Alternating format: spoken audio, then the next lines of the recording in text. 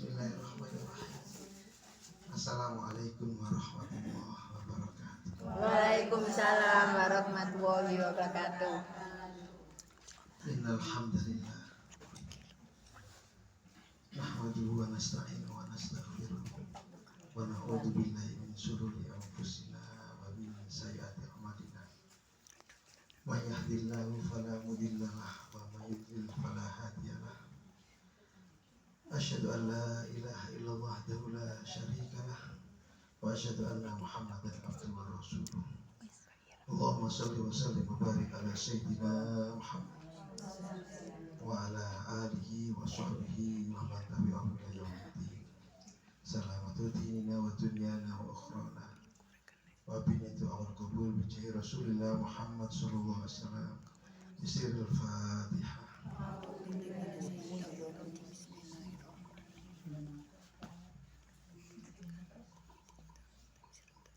Qala subhanaka la ilma lana illa ma 'allamtana innaka antal alimul hakim.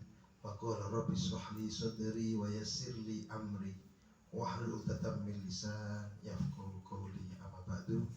Hadratul muhtaramin yang kami hormati Ibu Ketua Jamaah beserta pengurus, Sohibul Bait, Ibu Bambang, sekeluarga, dan para jamaah yang dirahmati oleh Allah Subhanahu wa taala. Saderengipun kula panjenengan sedaya doa.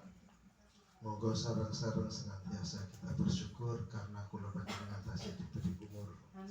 Moga-moga umur kita yang sudah kita lalui dan yang akan kita dapati menjadi umur yang manfaat barokah.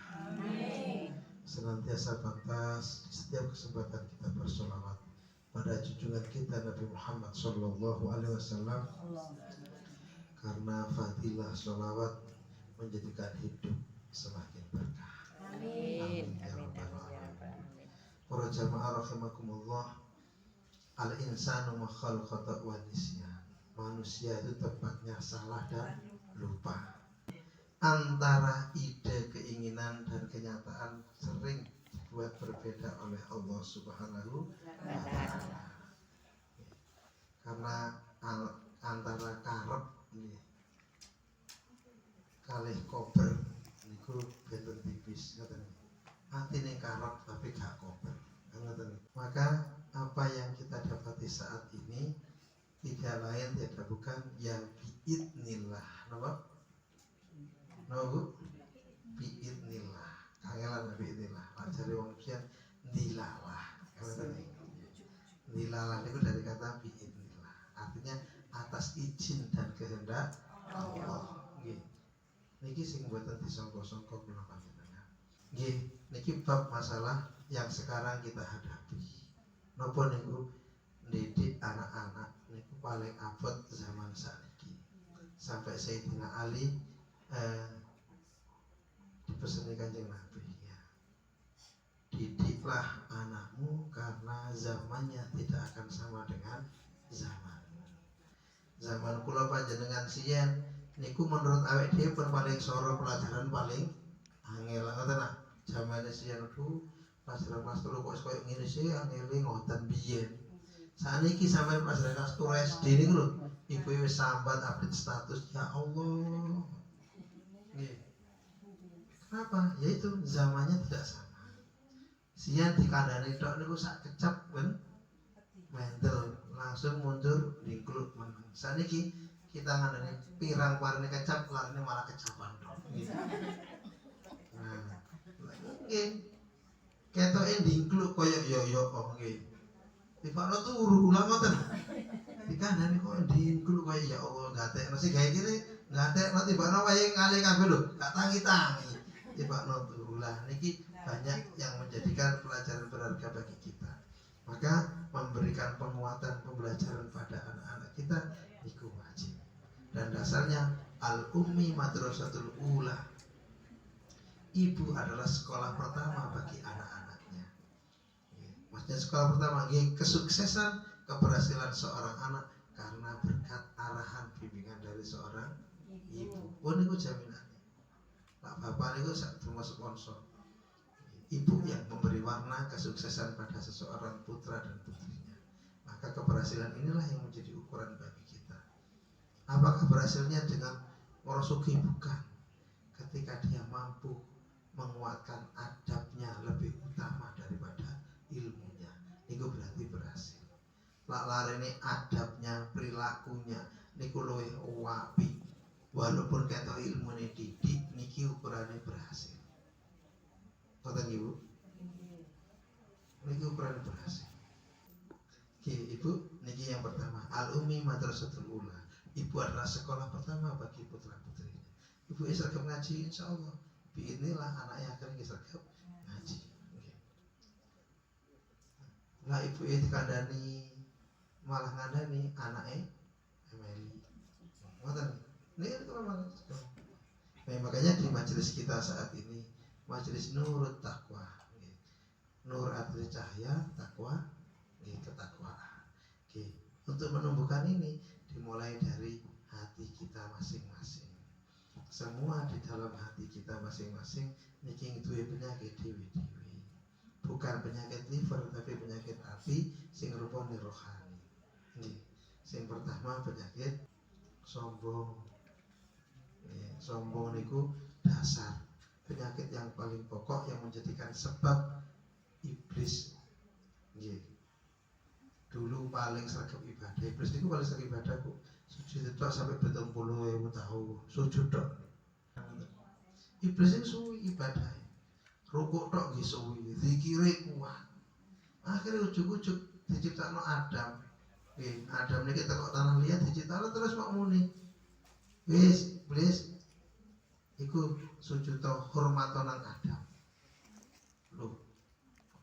Anak khairum minhum. Saya lebih apik dibanding Adam. Apik teko api teko tanah liat adalah kongkon hormat nang Adam. Ya ora sudi lah kok nyimut.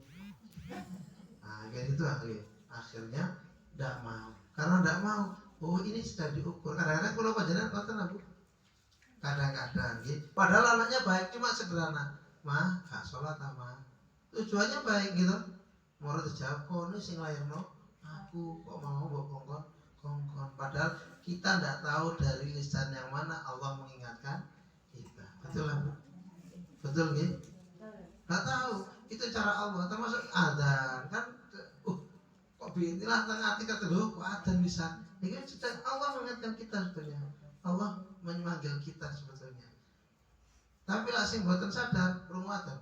Ya Allah, tas adzan dhuwur wis adzan meneh. Kok adzan bolak-balik sih ngoten kadang nggih. Adzan malah diseneni nggih. Niku adzan sing tepat waktu niku lho, diseneni. Apa meneh gak tepat waktu. Ayat dhuwur jam 09.00 wis adzan. Sopo gendeng yang ini ada, lu akhirnya digendeng-gendeng lagi. Kadang-kadang begitu kita. Tapi cara untuk bisa diikuti atau diperhatikan ternyata untuk nyeleneh didik lah tenang. Sekarang seperti itu, makanya kita akan mengikuti tampilan nyeleneh kita ikuti. Anak-anak kita sekarang ikuti itu. Sekarang tren terbaru apa Bu? Tawuran di video. Ini tren terbaru. Sebelumnya yang terakhir kemarin ya apa caranya nyekat truk terus di video supaya viral. Betul kan ini? Ini kan sekarang nyekat truk terkena anak melaku buanter baru dicegat sampai kelengker ketabrak hilang 14. Itu kan anak-anak. Sekarang tren terbarunya lah iso ayo gaya apa media sosial diberitakan kayak viral tawuran di video. Ini yang terbaru. Kenapa? Karena anak-anak sekarang ikuti apa yang ada yang dilihat. Karena tuntunan sekarang jadi tontonan, tontonan jadi tuntunan. Betul lah Bu maksudnya gitu. Tuntunan sekarang jadi tontonan Bu. Nanti siapa yang delok pengajian nih gitu apa agama iku. Delok pengajian. Padahal tuntun buatan gitu. Buatan ngono malah kadang-kadang dirasani tak kira setek kok gandeng tiba rada gendeng lho akhire ngeten-ngeten iki sing kena ya tuntunan jadi tontonan. Sebaliknya tontonan jadi tuntunan. Sekarang ini nyata. Nggih, nopo sing didelok arek-arek sakniki jadi tuntunan. Nggih. Ibu-ibu sekalian yang dirahmati oleh Allah, ya penyakit sombong niki yang harus kita nafikan. Yang kedua, itu penyakit hasud. Hasud niki apa sih Bu hasud? Wong sombong niku lah gak entuk sombonge mesti muncule hasud. Kenapa? Karena kate disombongno apa yo gak ono. Didelok tanggoe kok luwe, lah muncul hasud. Nah, sekarang tuh yang banyak wis gak duwe sombong niku banyak nggih. Wonten Ibu? Nah, akhirnya sekarang karena gak ada yang disombongkan muncullah hasud. Ini penyakit yang kedua, hasud. Senengane nyuwun sewu. Alon gunemu wal ngrasani wal maitu. Nah, ini tiga serangkaian yang dimiliki orang penyakit hasud.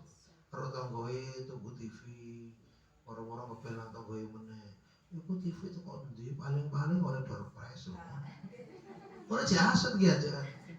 Nah, ngoten. Lho jasad iku. Padahal lak sian dongane yai nguri. Alhamdulillah karo Allah. Sapa ngerti ben iso nunut delok TV. Ngoten sian lak nguri. Nah, bukan karena apa? Niki hal yang paling kita harus napa waspadai bersama. Sombong, hasud niki penyakit-penyakit hati yang ada di dalam diri kita dan sewaktu-waktu muncul tergantung bagaimana kita menumbuhkannya. Itu akan muncul. Oke. Dan yang tipis niki kayak sombong tapi gak ketara. Apa niku namanya ujub.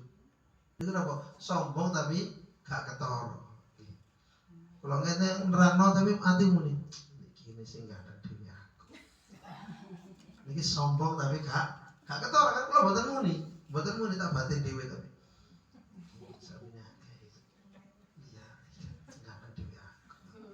Pun ujub, sombong tapi di dalam hati kita. Ini penyakit yang sangat ekstrim ini. Okay. Tapi wonten malih namanya riya. Riya itu ketoke gak pamerno tapi dia sedang niat pamer. Pak Saleh tanya, mau tanya lo kula seumpaman. Enggak, tapi hati yang bilang, hatinya yang bilang. Ini namanya riya. Makanya tipis nih, penyakit tipis. Makanya jangan dikira orang yang ibadah, orang yang beda itu berarti sudah baik. Belum Bu, justru semakin Anda ketok ibadah, semakin setan itu masuk di dalamnya. Oh, dek ini sih paling sergap sampai antok, dek ini kau lihat nih, sampai antok ini sergap luar biasa. Ini kok ternyata ibadah. Makanya waktu Israel Kiai Barse sosial kejadiannya karena itu. Dia tidak mau disaingi ada orang yang lebih alim daripada dia, ada orang yang lebih pintar daripada dia. Nah, ternyata justru diuji dengan seperti itu. Nggih, riya niku pamer apa yang kita miliki. Mungkin ilmu, mungkin amal, mungkin harta. Niki ada riya di hati kita. Niki penyakit yang harus kita waspadai. Kita boleh iri, boleh dengki, ya kok boleh Pak? Boleh iri, boleh dengki pada 3 orang. Pertama, orang yang gak ada ilmu ini manfaat. Itu boleh diiri. Ilmu lah, terpaksa. Yang kedua, wong sugih ini diamalkan. Itu boleh diirini. Nggih.